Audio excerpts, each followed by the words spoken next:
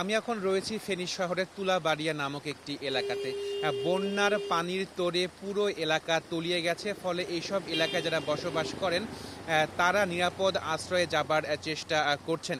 আপনাকে যদি দেখাই যে এই তুলাবাড়িয়া এলাকার একটি রাস্তা, সে রাস্তাটি পুরোটাই ডুবে গিয়েছে এবং এখানকার যারা স্থানীয় যারা রয়েছেন তারা বলছেন যে এরকম বন্যা তারা নিকট অতীতে দেখেননি এবং একই সঙ্গে তারা বলার চেষ্টা করছেন যে প্রচুর পরিমাণে বৃষ্টি হচ্ছে এবং একই সঙ্গে ত্রিপুরা রাজ্যেও প্রচুর পরিমাণে বৃষ্টি হচ্ছে, ফলে সেখান থেকে যে পানি আসছে সে পানির কারণে এই ফেনী এলাকার বিস্তীর্ণ এলাকা কিন্তু প্লাবিত হয়েছে, বন্যায় প্লাবিত হয়েছে। শুধুমাত্র ফেনী শহর নয়, ফেনী জেলার যে বিভিন্ন উপজেলা রয়েছে সেই সব উপজেলার মানুষও কিন্তু বন্যা কবলিত হয়ে পড়েছেন এবং অনেকে এই বন্যা কবলিত হয়ে তাদের নিজ নিজ এলাকায় কিন্তু আটকে পড়েছেন। তারা নিরাপদ আশ্রয়ে বা উঁচু এলাকাতে আসতে পারছে না, কারণ যানবাহনের একটি সংকট রয়েছে এবং বন্যার পানির তীব্র স্রোত রয়েছে।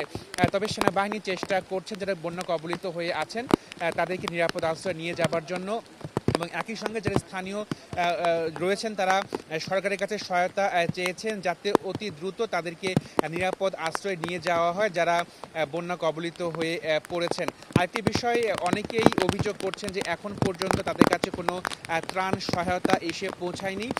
এই যাতে অতি দ্রুত ত্রাণ সহায়তা এসে পৌঁছায় যারা বন্যা কবলিত হয়ে পড়েছেন তাদের কাছে, এরকম একটি দাবি করা হয়েছে যারা বন্যা কবলিত হয়ে পড়েছেন।